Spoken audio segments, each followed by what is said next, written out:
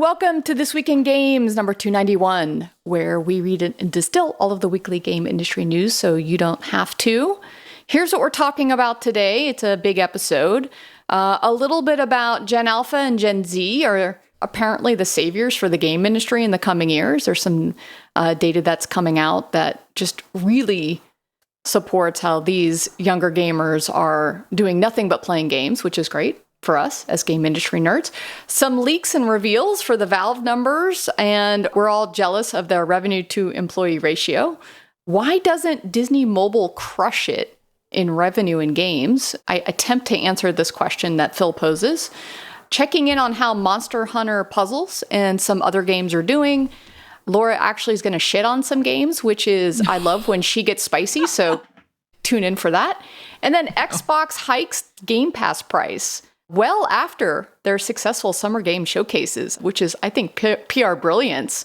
They got a lot of kudos and they snuck in some price hikes. Cress has thoughts, surprisingly. So hi, I'm Jen Donahoe, strategic marketing consultant at Beta Hat and Jade Inferno. And today we have Philip Black, game economist at Game Economist Consulting. Hey. Eric Kress, principal at Gossamer Consulting Group. What's happening, folks? And Laura Taranto, senior director of product at Big Fish Games. Hello. All right, so first, before we get into everything, because I've been talking about football, congrats to Argentina on winning the Copa America, and Messi finally said goodbye. Sadly, he got hurt, and that was like a really crappy way to go out, but Messi's done with international soccer. Anyone watching football? Any Euro stuff? Any reporting? Dude, I watched the Argentina game. That was pretty exciting, actually. Messi got hurt, and they still pulled it out. All right. Go Spain, I guess. Go Spain. Oh, jeez. I didn't watch that one, unfortunately. Yay, sporty ball. Yay, sporty ball. All right. So, Laura, maybe you'll like this. I'd like to report that this actually yesterday, I officially made it to the end game on Royal Match.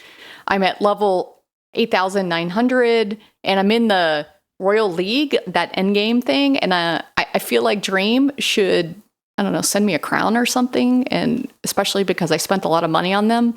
I have spent so much money on keeping that damn super light ball streak going.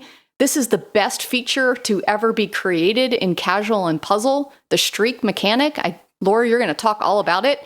As a player, I paid so much money to keep that streak. Wait, well, hold on. We got to talk about this. 8,900 levels. So I'm doing some calculator math right now. Mm-hmm. And so let's say it's 2 minutes a level. You're telling me you've spent 296 hours in Royal Match. How much time do you think you've spent? How much money have you spent? So, I've been playing it for 2 years. I don't know. Like every day for 2 years or something like that. And money, originally I didn't spend that much. Lately, it has become my only game because I was trying to focus on doing work. And so I stopped playing. Monogamy works for games. I know. I stopped playing Gossip Harbor and Travel Town. I did.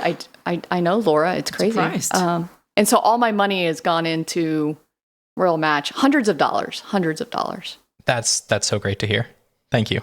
Thank you for contributing to the ecosystem. I know. I'm a whale. I told you guys this. I will pay for convenience. If anyone wants to do whale research, call me. Well, okay. What are you a whale at? Are you a Swiftie? So I went to the Eras Tour. I had to go to the Eras Tour. My girlfriend required me. I became a Swiftie afterwards and I'm ready to come out as a Swiftie. Midnight's above all else. But naturally, my first thoughts at the Eras Tour turned to monetization.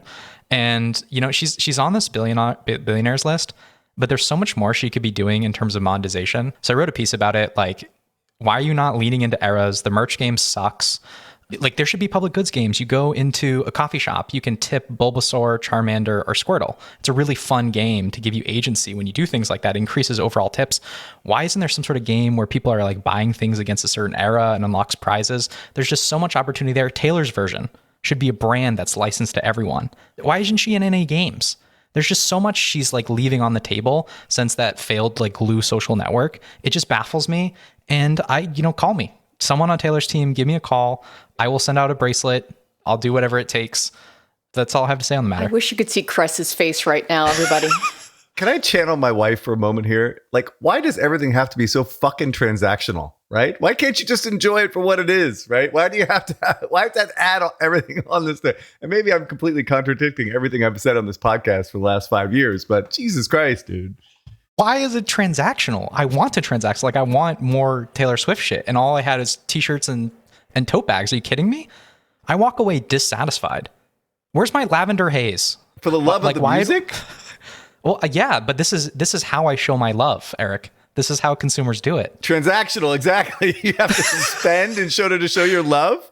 I showed up to the concert. I waited in line. I made bracelets. There's a lot of ways I showed my love. I traded bracelets with like 5 different people. Is that how you proposed to your wife? Is you transacted?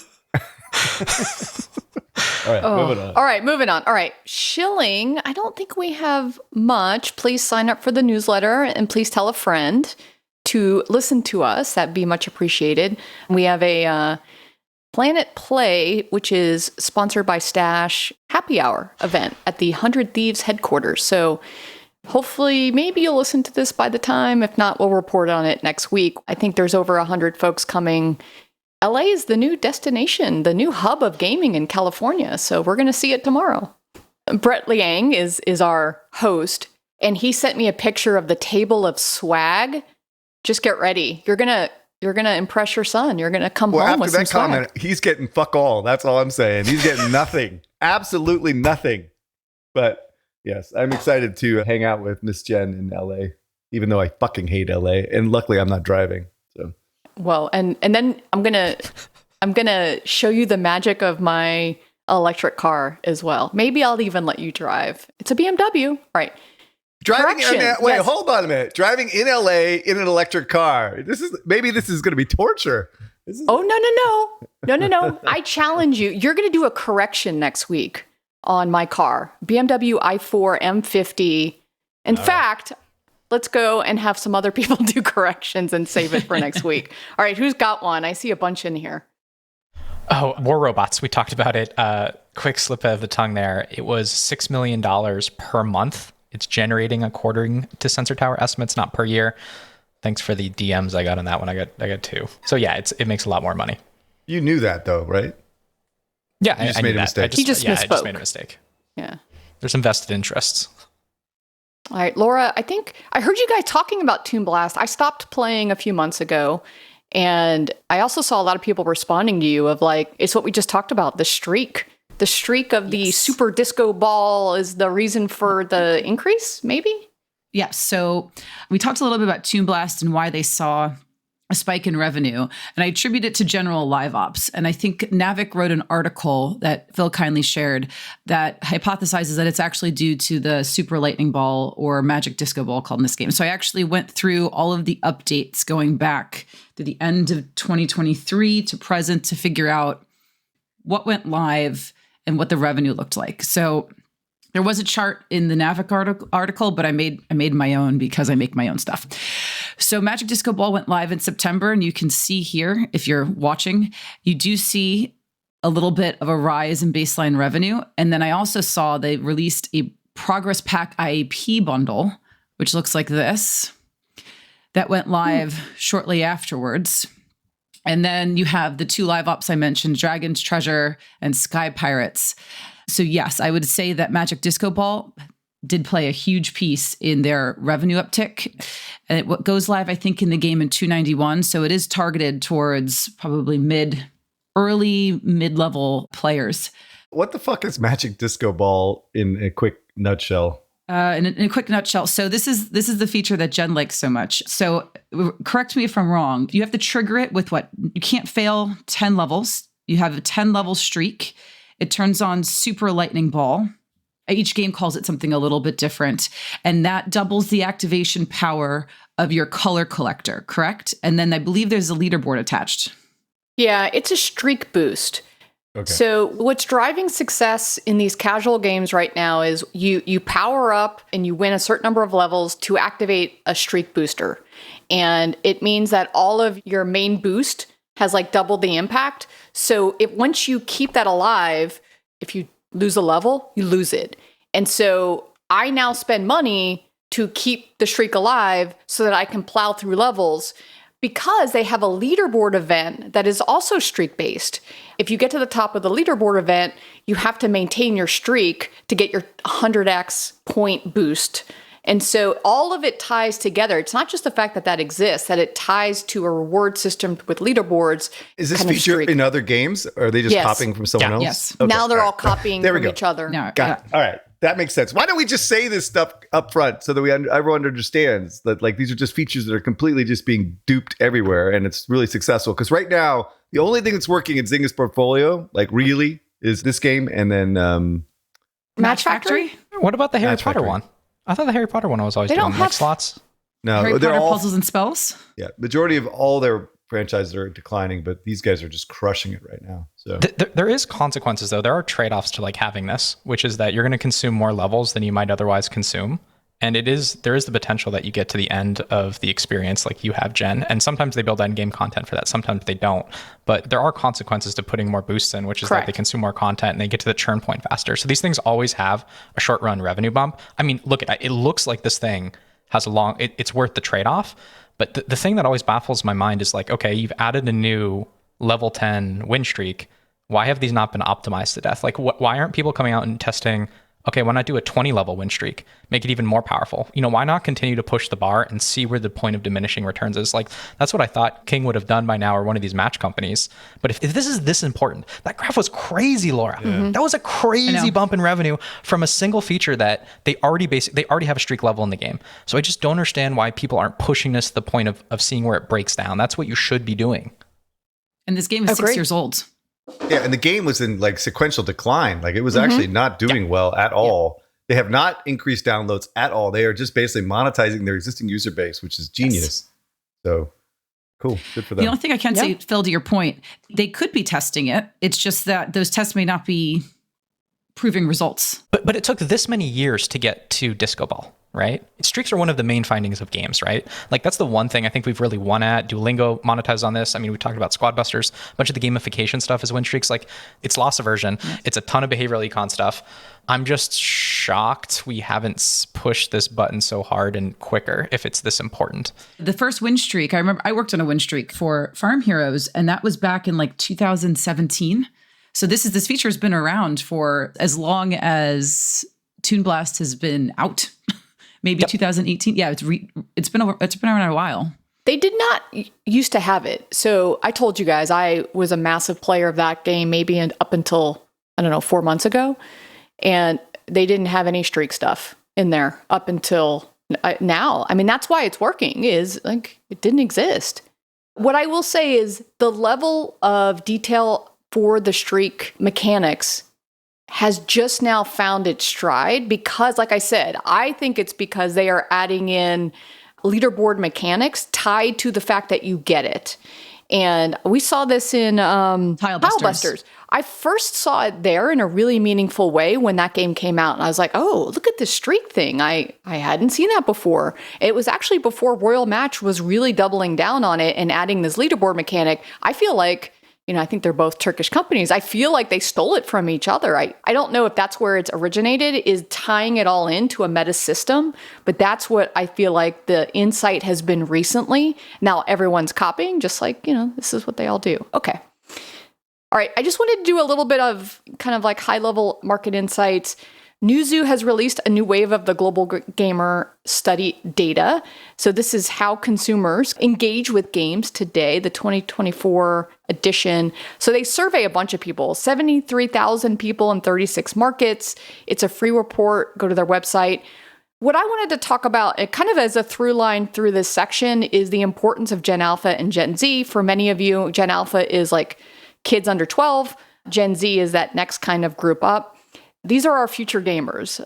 The children are our future song here because 90% of these two generations engage with video games. In fact, Gen Alpha enthusiasts spend more time engaging with games than every other media possible. They engage with games over social media, over watching TV, anything. This is the first generation to do that. And so for us as game makers to know, we need to really understand how to cater to that audience. So that'll be important in a second. But first, I wanted to say that Olympics are coming. There was another Olympic announcement. The IOC, which is the International Olympic Committee, has announced that the first Olympic esports games will be held in Saudi Arabia in 2025. So the IOC and the National Olympic Committee of Saudi Arabia has entered a 12-year partnership, and the games will be held at regular intervals. City and venue have not yet been selected, but obviously we know that they are pumping a lot of money into it. So, Cress, you're going to love this. You love when the consulting people put out numbers, but here it goes. In this case, it sounds like it might actually fit with the Newzoo data. I went back and compared. So this is from the Financial Express. Bain & Company analysts have forecasted that global video gaming revenue will grow from almost $200 billion in 2022 to $307 billion by 2027. So a CAGR of about 9%. As a point of reference, Newzoo says that in 2023, it was like 184 billion. So pretty close to that 199 billion. What was kind of interesting about the report is the why. And so what they say they think is why is that the growth is being driven by heavy engagement from younger gamers, particularly those aged 13 to 17 who spend 40% more time in video game environments than other forms of media, including social media, music, and TV, even more than the Newzoo report that I just mentioned. So if they left it at that, I would have been okay. But this is the quote from the article. The integration of better technology and the development of metaverse environment are revolutionizing how games are developed and played. Wrong. Yes, Fucking that's wrong. bullshit. Agree. Bain is basically promoting this bullshit, and it's all based upon the metaverse nonsense narrative that never worked out, and that Matthew Ball wrote an entire book and fucking wrote another version of his book in order to like perpetuate this bullshit. This metaverse is not happening, right? The metaverse is not happening. There are a gajillion metaverses out there, right? And so if that's why it's growing at 9% CAGR, right? I don't know what the numbers are behind it. I'd be happy to read through it and see and call bullshit. But if the primary growth is that of the metaverse, that fuck off, right? That it's Agreed. not happening. All right. It's just not happening. Just shut the fuck up and move on, right? But if it's mobile resurgence or fucking, increasing in platforms, hell, if Microsoft keeps doing the subscription shift, we're going to be declining, dude. We are going to be declining. Our business is declining if Microsoft keeps doing what it's doing. If they pull out of this industry, game fucking over, But the main thesis here is that you're going to have younger cohorts with an increasing timeshare relative to older cohorts. And as we continue to see those cohorts age, they'll maintain relatively constant. And the new cohorts that continue to come in will have that elevated share. And so as a share of the population, the amount of people playing games and the amount of hours should go up. That Correct. is what I hear this argument as being. That to me seems like a reasonable argument. I mean, getting from 200 to 300. I mean, the thing is, like, we just don't see it in a lot of the platform metrics, though. Like, where is this growth? Gen Z, we should already be seeing some of the Gen Z impact, and it looks like we're just flat. So that's the thing I struggle with. I agree with the idea that we're going to have more engagement from this younger audience.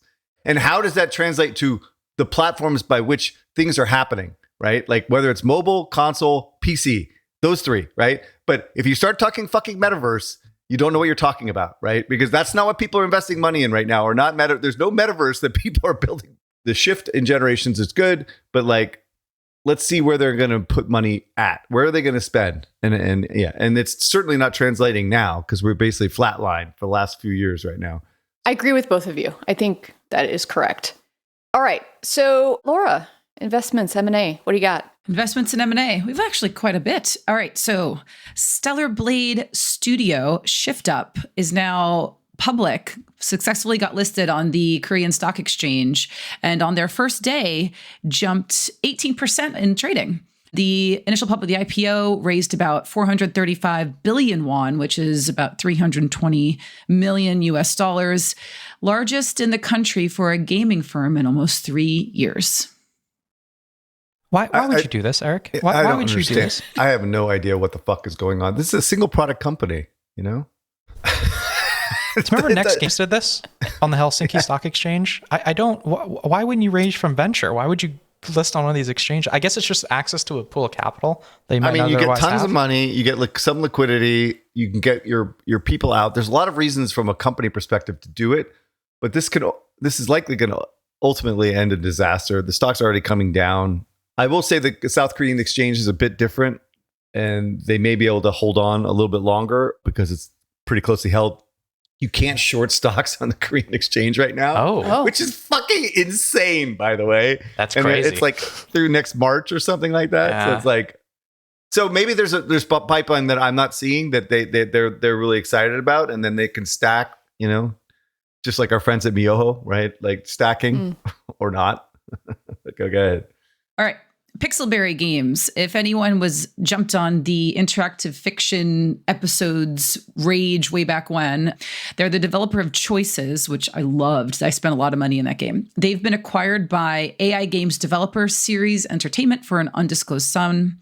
Pixelberry was acquired by Nexon in 2017. Had a quick look. Choices has made about $300 million to date in IAP. I did some napkin math. It's an ads-heavy game. I'd clock it maybe 60 to 80K per day, so maybe about 60% of total daily revenue. Felix, please correct me if I'm wrong. Your napkin math is much better than mine. Look, this looks like another fire sale, right? They're running at like 1 million a month. It's a non-core asset for Nexon. They were at like 6 million a month, 19 to 20. And obviously, this is in-app purchases and not Felix's advertising. Yeah, I just think Nexon's just letting this thing go, and it's probably selling it at peanuts compared to where they bought it. With the theory here is that this new AI game developer will take advantage of their tech and their experience and their creativity to build something using AI, which I think is actually really, really interesting and a good move, right? Generally. But I just don't think this game was doing all particularly well anymore. And probably the content costs were more expensive than the money it was generating. was the fundamental problem with these type of games. And that's why AI could actually help alleviate that. I 100% agree. Slay has raised $5 million to build its social gaming platform. Their current game is it pronounced Pengu? Pengu? Okay. It's like the mascot for TFT? I don't know. That's the virtual pets game. Latent Ventures was part of this deal.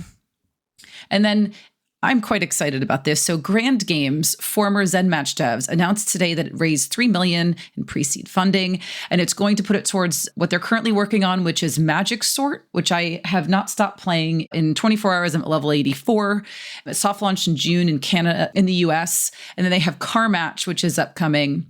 But I think what their flagship title is going to be is neither of these two. It's something focused on social interaction slated for 2025, and they're going to use AI. Yeah, I'm actually really enjoying Magic Sort. Well, Early Bird Digital East Fund as well as Leighton were involved in this one. So the guys at Leighton are working overtime, making investments. Go Leighton. I'm excited for this. I think this is going to be an interesting play. I think the growing interest in kind of these very light casual games like Hexasort, well now Magic Sort.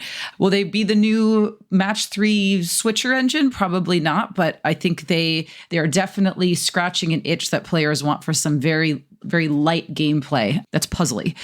Embracer secures a 600 million euro revolving credit facility. I'm praying for the creditors at this point. I'm not really sure who would be lending them money at this point. I don't understand the credit world, and I'm sure they're collateralizing something. Maybe his Lambo or his fucking organs at this point. Who the fuck knows, right? But $600 million, again, at these interest rates. I need someone to explain to me how this is possible. I mean, after this absolute debacle, you cannot make more mistakes at running a company, and he's still securing funding, right? How do you, with the history, go to someone and say, can you, please, sir, would you lend me $600 million? It's $1 billion fucking dollars, right? Oh, it's euros, right? Yeah. So you're right. It's euros. Oh, I thought it was pounds. No, it's like 600. You're right. It's still 600. But okay. Still, I mean, that's crazy money for someone, like you said, at these interest rates, which is double what it used to be just, a year ago. Anyway. Embracer. All right. You still give us things to trigger us, and thank you for that. Thank you. All right. Oh, this was actually a really interesting story. And I have been doing this business for 25 years, and I have dealt with Valve, and I have talked about Valve a gajillion times. And at one point when I was at EA, I actually knew a bunch of people at Valve because they were kind of an upstart right at the time. And I can't remember the guy's name, but the marketing guy who's been there forever, really nice, smart guy too, by the way. And that was the only time I actually got any type of information about what the fuck was going on at Valve. And that was like 20 years ago, right? So anyway, information about Valve is few and far between. at best. It's really, really hard. It's almost harder than, Rockstar and GTA and stuff. So, but there's a leak from this case, the Wolfire 2021 antitrust case against Valve. I don't know what the case is about, but Most favored nation clauses. Okay. So that's why they sued, basically monopolist practices. So this is really common in antitrust law. This is usually one of the things that starts to, let's say, put smoke in the air. The way it works is very similar to how nations set up most favored nation trade clauses, where basically they say we automatically get the best deal you offer to someone else. Okay. So if you're a developer and you go to Epic Games and you say, we're going to sell the game for $20 and we'll sell it for $40 on Steam, Steam says, no, you got to offer us $20. Right. Okay. Got it. Okay. So information leaked about Valve, and they said by 2021, the headcount had grown to 336 employees, 35 in the admin group, 181 in games, 79 in Steam, and 41 in hardware. In 2021, Valve spent almost $450 million in gross salaries, bringing the average annual pay across the company to around $1.32 million per employee. Obviously, where that money is spent is different, but it clearly shows that the company people are really well compensated. So anyway, we finally got some detail on that. So again, 181 in games. That's not a lot of people in games. I mean, just if you think about it, between Counter-Strike and what's the other game? Dota. Dota 2, yeah. I think I'm getting old. I am having hard times recalling. Anyway, but those two games could take over that many people. So as I've said many times, these guys are not game developers and likely outsourcing the majority of it. But anyway, what do you got? Wait, I have one other point. Let me just add this for us to talk about. Valve has always been proud of its efficiency in salaries, with another court document showing that its net income per employee in 2018, it was a while ago, was above $780K per year, higher than Facebook, Apple, Google, and Amazon. Yes, they mint money, absolutely mint money at Valve. The leaking number was even more interesting because now, you're taking like total gross revenue and dividing it by employees. This took the amount of revenue that they pay to employees. So on average, an employee is making $1.32 million, which aligns, by the way, with people I've talked to at Valve and how they're compensated and why people stay there for like 10, 15 years. Okay. Makes sense. I think I actually think we need to revise our opinion. I take it back because we've usually agreed on this, Eric, but I have been thinking more about it. They've got Deadlock in development, which is a great game. I got into it this weekend, which is a third-person MOBA. They spent too much time in MOBA. But you're telling me they can do Dota, which they're live servicing. They just launched CSGO. They did the VR game for Half-Life. Like, it's not just a research institution. They actually are still making games. The problem is the supercell problem, right? It's that these type of companies, the bossless companies, there's a great book on this by a fantastic economist. These companies that are bossless have trouble scaling. The ones where you have a bunch of autonomy, just like Supercell, they struggle to scale because it requires so much filtering on who the employees are, because with great power comes great responsibility, as Netflix is eager to remind us, and Spider-Man. So I think this actually exposes a lot of weakness in how they're organized internally and just this bossless model structure. Like, hierarchy wins. The bureaucracy wins. This is how you scale organizations. I know we like to shit on it, but it is the playbook. Again, I'm not criticizing them. I'm saying they're minting money. They're paying their employees well. Like, they don't need to do anything differently, right? They're a privately held company. They don't need to grow. They should scale. They should. Why? Because they can, first of all, they can make more money. That's one thing. And I think we deserve, I mean, so much of their money is built, so much stuff, so much of the gaming is built on Valve, right? Like, imagine if Valve spent more to improve Steam. Like, they've already expanded into the Steam Deck, which has grown the market. Like, I want to see them take more shots on goal. All right. Do more things. Yeah, but I guess that's what Half-Life I'm trying 3. to tell people is that this is not the organization that you think it is that is going to make those type of bets, because they don't need to, right? Yeah. I agree. They like what they're doing. Public markets are good. Pressure. It feels like they like their focus on what it is that they have, and they don't want to take their eye off the ball. And when companies do try to scale, that's when shit goes sideways. Maybe that's what they're trying to say. Although you're right, they have that new hero shooter on Rails, BioShock Rails, Deadlock. So I don't know. We'll see. This podcast is brought to you by Sensor Tower. Sensor Tower has acquired mobile analytics company Data.ai, formerly known as We All Know and Love App Annie. 4 things you should know. Significant advancement. Number 1, This acquisition represents a major step forward for Sensor Tower. It expands its customer base, mobile marketing, and app intelligence products, and global presence. Number 2, undisputed leadership position. Sensor Tower strengthened its position as the leader in digital marketing and mobile app intelligence through this acquisition. Number 3, combined insights. This merger with Data.ai allows Sensor Tower to offer customers even stronger and more detailed insights on the digital customer journey. And last, consumer trends. With increasing time spent on digital channels, the combined company is well positioned to capitalize on the growing trend of in-app purchases driven by platforms like Google, Meta, TikTok, YouTube, Instagram, and Snap. Exciting times lie ahead for Sensor Tower and Data.ai as they join forces. If you're a customer, reach out to your account director for more information. Not a customer yet? No problem. Schedule a call to explore the innovative digital marketing products they offer. Go to Data.ai or sensortower.com and get on board with undeniably the best data partner in the business.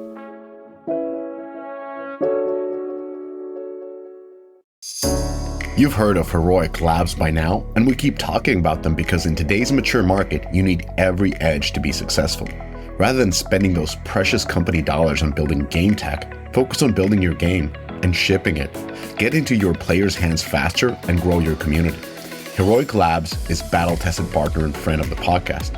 Their tech enables you to be flexible, creative, and scale for success. Heroic Labs has your tech stack covered. Whether you're looking for a world-class back-end game server, an amazing game development framework, fantastic live ops tooling, or reliable mass scalability, Heroic Labs has solutions for all of these challenges. And it's not just us at Deconstructor of Fun praising Heroic Labs. The company works with some of the world's biggest publishers on many of the beloved games. Focus on your game, save a big chunk of cheese, and avoid tech risks with Heroic Labs. All right, let's go into some games. What have you been playing? Updates. I have been playing a little bit of the First Descendant. Eric, I don't know if you got a chance to play this. This is the third week we're covering it. It's looking good in terms of KPIs. Wait, First Descendant? Yeah. Oh yeah, I'm playing. I've been hearing great things about this. Dude, the reviews are fucking horrific. I don't know.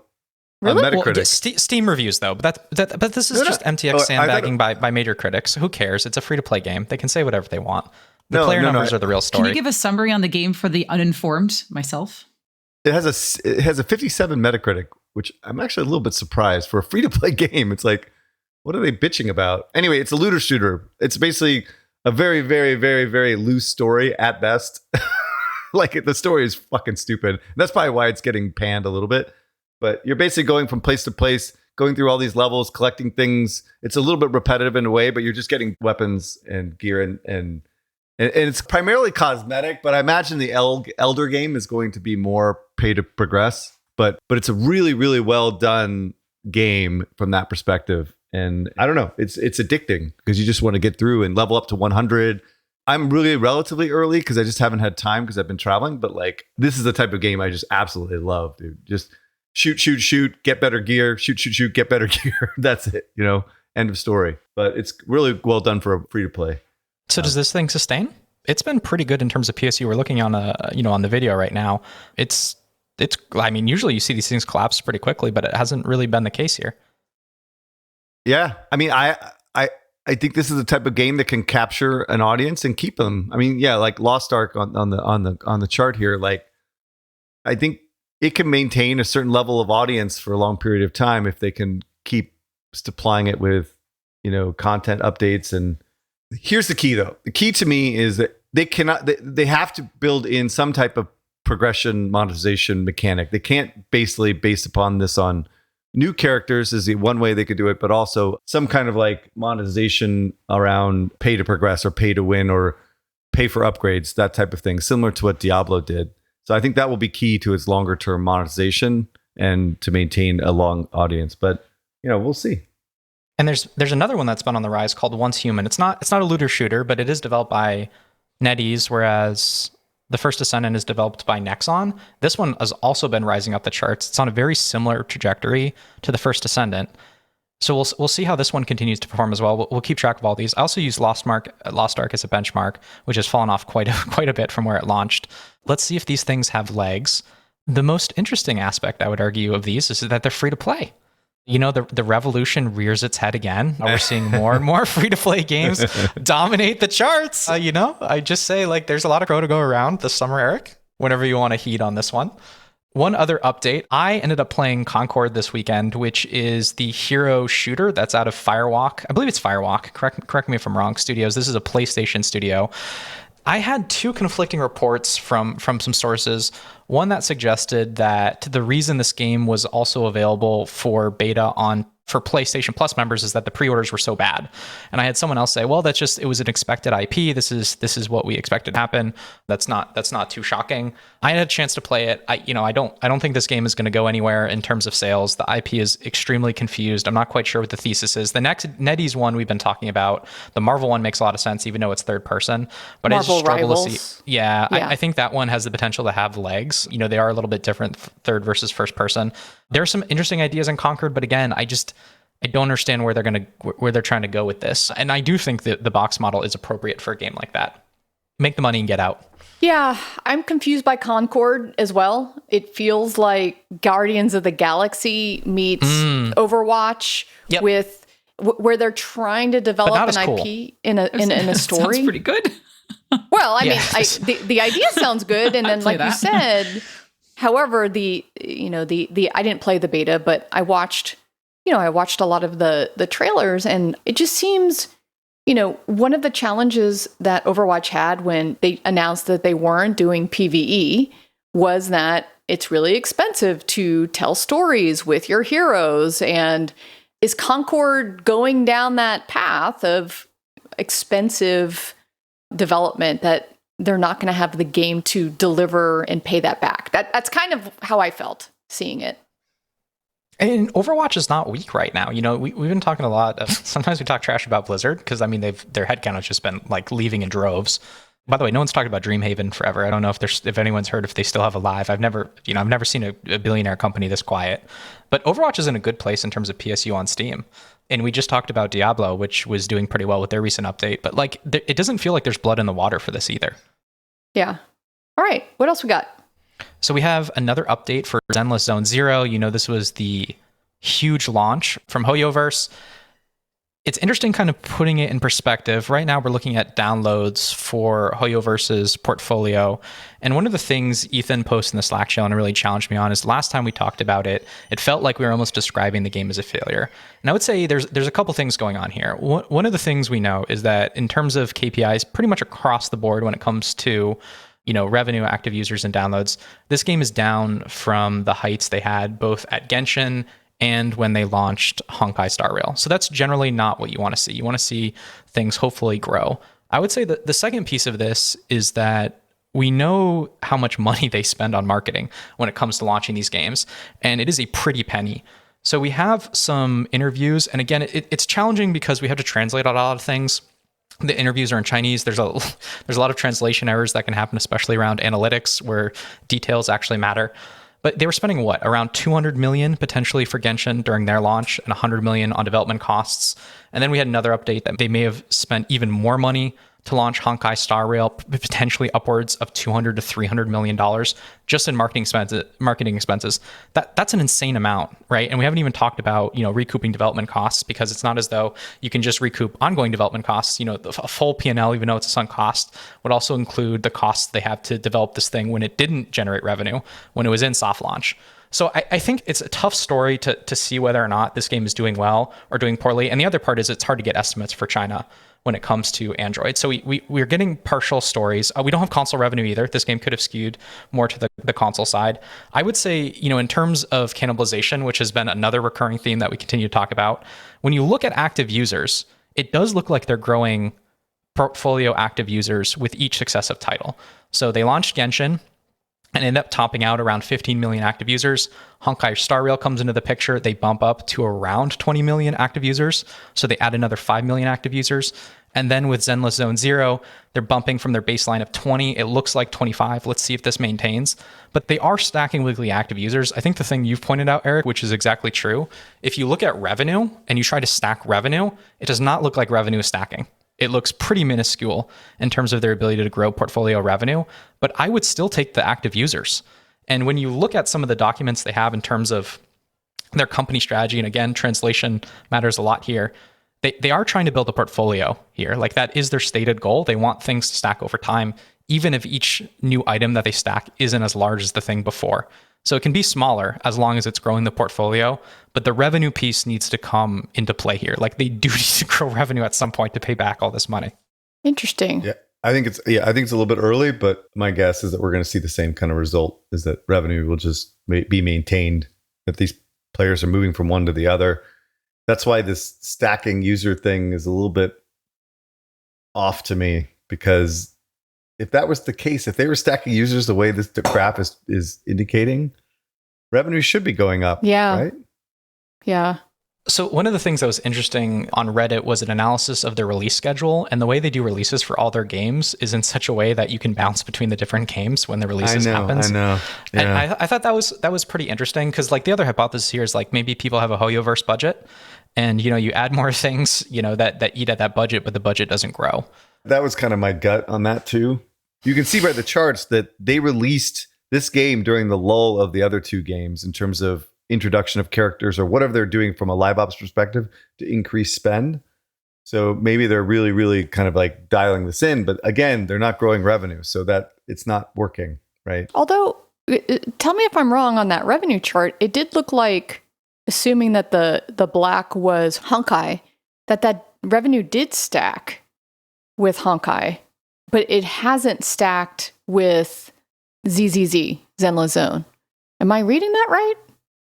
So we should be looking at the top line. So it's cumulatively adds each game together. So don't think about the colors. Think of this all as if it was green. And Okay. there is an upward, like if we applied a linear trend line over a certain period, this would be upward sloping, but it's a very slight upward slope. Certainly not comparable to the increase we've seen in active users. Yeah. If you look at tier 1 English countries, it's even worse. Yeah. Right. And I would just like emphasize again, there's so much we don't have in this chart. Remember, it's just mobile. We're not looking at console or PC where they have direct distribution, and we don't know Chinese Android numbers. Those are all huge variables. Okay. Riot Games has announced they've canceled Pool Party, an unannounced Super Smash Bros. Style fighting game. Apparently 70 to 80 employees were staff on the project, a Melee-like platform fighter set in the League of Legends universe. And apparently it was because of Multiversus' numbers that they decided to cancel this. Oh my God. So they've been working on this since I was there. So it's been over 3 years that they've been working on this. First of all, I'm just baffled as to how this went public. I guess it's, when the team kind of has to get reallocated or is leaving, that leaks. And I saw that the comms guy actually came out and had to say something about it. Back in the day, it was really fun, but with Multiverses, the premise was, what's the Project L called? 2K? 2KXO? Yeah, 2KXO. So, you've got a fighting game that's now kind of co-op out there. You've got Multiverses. That's, the original thesis was Smash Brothers meets League IP. And they actually were trying to do it on mobile. And everyone internally had a lot of good things to say. I think what we're finally seeing is Riot R&D is working on stuff. They are going to have hits and misses. And, this one is a miss. And, perhaps they should have cut it sooner, which is something that Riot struggles to do. But I actually like seeing this. I like seeing that Riot is taking swings on new stuff with their IP. New game announcement. Disney Pixel RPG is a new casual RPG from Gung Ho, announced for iOS, Android, due this year. Jen, I have a problem. I keep seeing all these Disney games. I think there was one at Glue, Sorcerer's Arena. There's been there's a bunch of squad RPG ones. the Disney brand should be like the most powerful brand in the world, and yet every single one of these mobile games fails. The Speed Force or Speedstorm, the Game Loft one, is actually out on mobile, I think earlier this week. We'll have an update next week. But by and large, these have all been colossal failures. What the fuck? Bruh, as the kids say these days. Bruh, that is a fascinating question. So you're allowing me to put my old job hat on as a Disney franchise manager. So here we go. I pulled some Sensor Tower numbers for all of the major Disney mobile games from, like June to June in the last 12 months. It also reminded me that my wife spent every day for a year playing Disney Magic Kingdom from Gameloft, which is the number 2 kind of top grossing game that they have. This is before she learned how to hack her Switch. And so now she just plays Animal Crossing because she unlocks everything and gives it to herself for free. So she's actually not gone back to Magic Kingdom, but it tells you about the audience. A 50-year-old woman who loves Disneyland. So anyway, last year, all of the meaningful Disney mobile game titles only added up to 76 million worldwide and 32 million in downloads. The biggest game is Disney Emoji Blitz from Jam City. That's at 42 million, 3 million downloads in the last 12 months. Magic Kingdom was at 16 million for the year and 12 million downloads. I think, Cress, you might actually call that mice nuts, right? For the Disney IP. And if you're paying a 15 to 20% royalty, holy shit, is that a difficult business? So how can the best brand on the planet not crush it across all of these genres? Yeah, Laura? Do you have Zoom Zoom in here? Disney Zoom Zoom for Line? No. Oh yeah, that one's big. That one's big in Japan. That's actually probably their biggest successful title. I think it's their biggest title. Yeah. Oh yeah. And so it didn't pop up when I'm still learning Sensor Tower, to be honest with you, after being a Data.ai App Annie person. So I didn't still see stands. That's it. And that only does well in the East. That doesn't do well in the West. I mean, you should definitely at least have multiple hits and a Western hit. So, okay. Well, let me give you my simple reason, and it's a sad reason why this doesn't work, which is that the core audience is too young. Most kids top out of Disney brands at the age of 5. And listen, this is before Marvel and Star Wars. I'm going to set them aside because they have their own licensing teams. They do their own thing. If you think about just core Disney, all of those brands top out at 5. It's why my job was so hard back in the day, because I was there before Marvel and Star Wars came in doing the toy licensing thing. But because I was franchised, I worked across every single group, including Disney Interactive, which is what it was called at the time. Once you're 5 years old, you're done with Winnie the Pooh. You're done with, actually Winnie the Pooh, Mickey and Friends, those brands, you top out at 3 years old. At 3 years old, you move on from that stuff and you are now into something older. You can go a little bit older with some of the movie IP. Girls go into princesses. The princesses top out at 5 years old. And so that's the problem. Is the IP, most parents are going to be obsessed with the Disney Plus until the kids are 5. And then they're going to be like, maybe I'll go to Star Wars and Marvel and now Hulu, right? Because they brought Hulu in. So maybe they won't leave Disney Plus. But from an IP standpoint, they're done with those brands at 5. So talk to anyone with kids and they'll be like, yep, my kids moved on to whatever else it is. All these other preschool IP that are now living on the Netflix world. So there's absolutely an older play and a nostalgic play with some of the female consumers, which is why, my wife was really into Magic Kingdom and Emoji Blitz is, Laura, you should know this. Like, it's all older women who love the IP and they're targeting that older audience with the appropriate genres that really make sense. So I think that the IP is really fantastic for streaming content to keep your kids engaged while mom has to go take a shower. It just doesn't apply to games unless...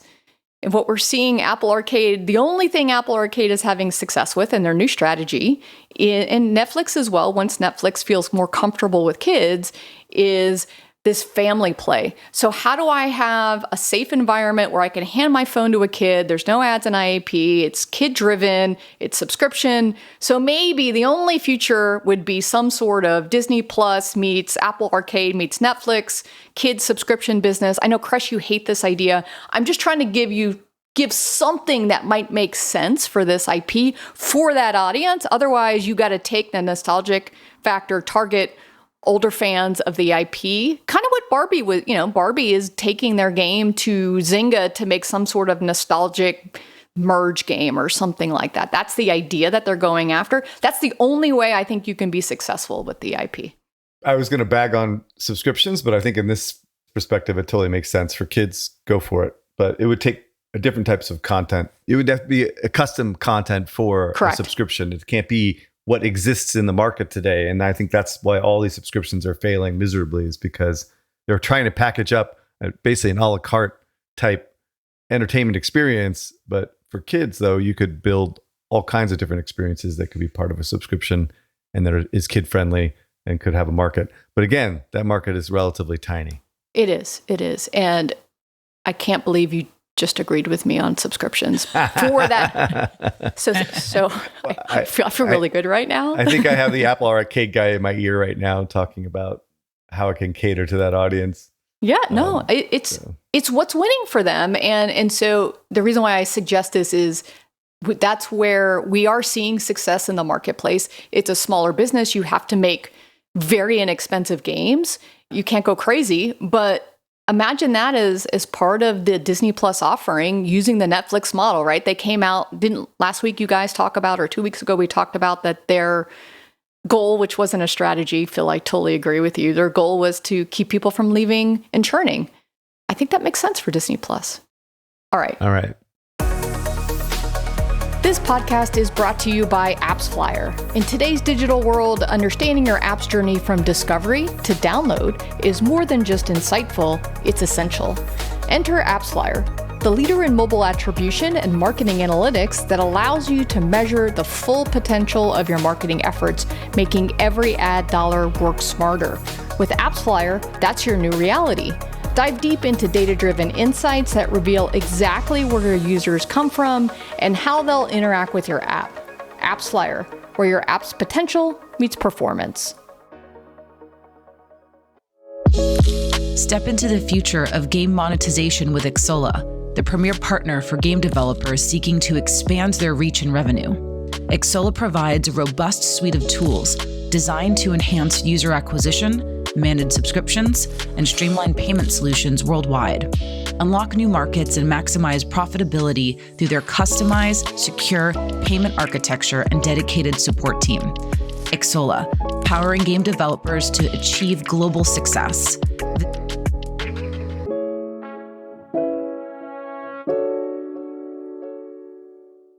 All right, so there's two big announcements, or one announcement and one rumor. Microsoft is raising Game Pass prices.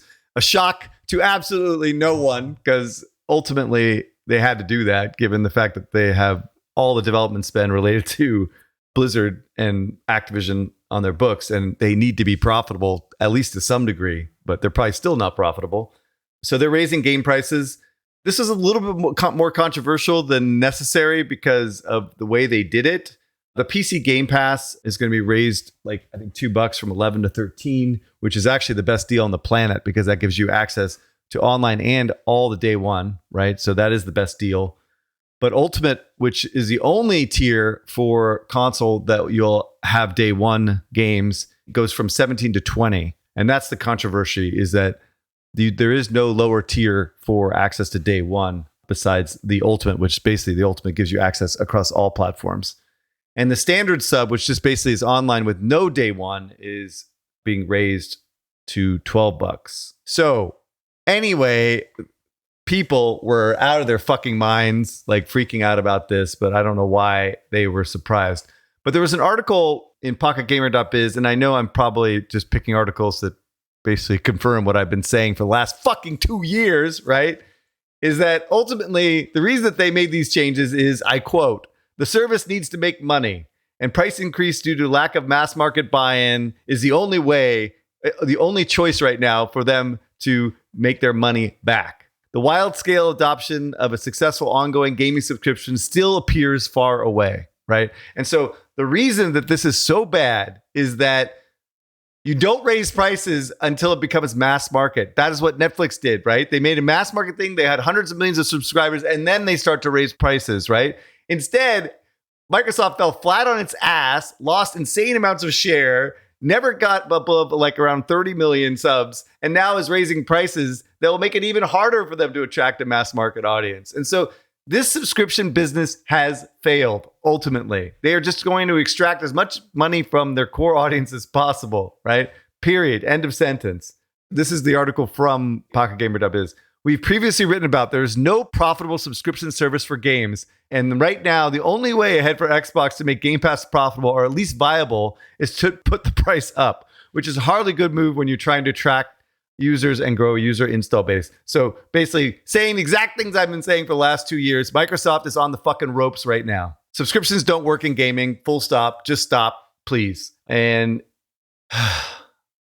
I don't know how they're going to pull themselves out of this ultimately, but all this means that basically Sony is winning, right? And Sony wins. So the second article, which is even a little bit more frightening, is that Microsoft has reportedly decided not to continue to market Xbox consoles in EMEA, so Europe, Middle East, and Africa, focusing solely on marketing Game Pass, controllers, and cloud features instead. This consideration comes after they announced they are hiking up Game Pass prices, which caused a huge stir in the gaming community. So if this is true, game fucking over, right? Game over, man. Sony wins, Nintendo wins, Microsoft is done, right? If they are just going to fucking do deals with Amazon and fucking Roku and do like bullshit cloud streaming that fucking doesn't work, the technology is really bad. The reviews are horrific in terms of the tech. Like Stadia was better. It's over. It's fucking over, right? And Sony wins.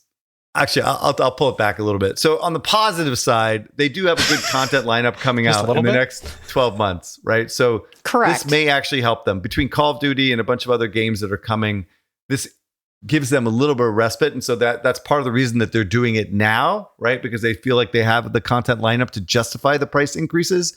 But as soon as those goes away and Sony comes out with their marquee titles next year, GTA is going to be primarily on the Sony platform.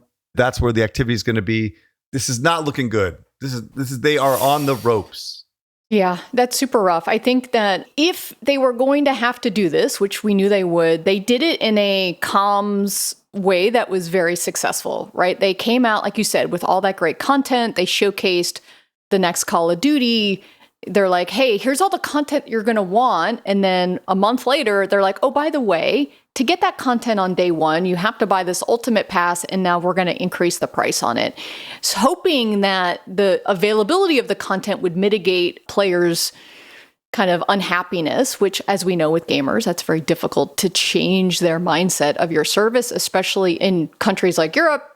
You know, they don't really care as much about your platforms. They're just going to go someplace else. And especially because Microsoft is now putting a lot of their exclusive on other platforms. Remember, one of the things that we made fun of is they actually have very few exclusives left, except for things like putting Call of Duty day one on Game Pass. So this is, red alert. I would say if that rumor is true about them backing off of Europe, we know that it wasn't a key market for them, but whoosh. I'm nervous. Well, I'll give the pro case here a little bit. I actually think there is a pro case here. I would say dust off your 2008 op-eds. We could be heading towards this one console feature, although it looks like it's a bipolar world where you're going to have two console features. You'll have Nintendo and you'll have Sony. But this is always what they wanted, right? They don't want to be tied to the hardware because the news is that they're not going to market Xbox consoles. They're still doing controllers. They're still going to do Game Pass. And most importantly, they're still going to do their cloud feature. And we can debate about cloud, but they've always wanted to not have to worry about hardware. Hardware is it's a tough business to be in. Very few people make money on the hardware. It's massive capital and development costs. This is their thesis playing out. I don't necessarily think this is a white flag yet. This is their thesis playing out. This is the next logical step for them. There just isn't enough uptick in their cloud numbers, though, I think, to support that. But it's still their thesis, right? They're launching their titles on other platforms. This to me seems consistent with what they've wanted. Oh, no. I actually totally agree with you. I think this is consistent with their strategy. Their strategy is fucking wrong, right? It's been wrong from the get-go. Oh, okay, right? yeah. Subscriptions don't work in gaming, right? I mean, I don't know how many times I have to go through this. Gaming is not an a la carte pastime like TVs and movies, right? It's very individual. It's very genre specific. Again, it is possible to build that kind of content that is akin to a Netflix type experience, but that is not the content that's popular on mobile and console. It's let's give this subscription bullshit a rest, right? And hardware is razor blades. It's always been that way. And for this particular audience, buying a razor is not a big deal, right? $300, $400 is not a big expense for this audience. And that is the audience. When you buy fucking Call of Duty, you're buying an audience that doesn't give a shit about buying a hardware, you know? And so I don't want to go through this over and over and over again. It's so frustrating because I think they're just going down this path that can never be successful. It's like, there's damned if they do, damned if they don't at this point. And I've been talking with people ad nauseum about this. And none of us can find a way out of this, right? There's no way out of this that I can see. It's impossible. I try to think about competitive advantage and value proposition and where can they do things differently. Is there something to the fact that when you buy a game, you get it on PC and console?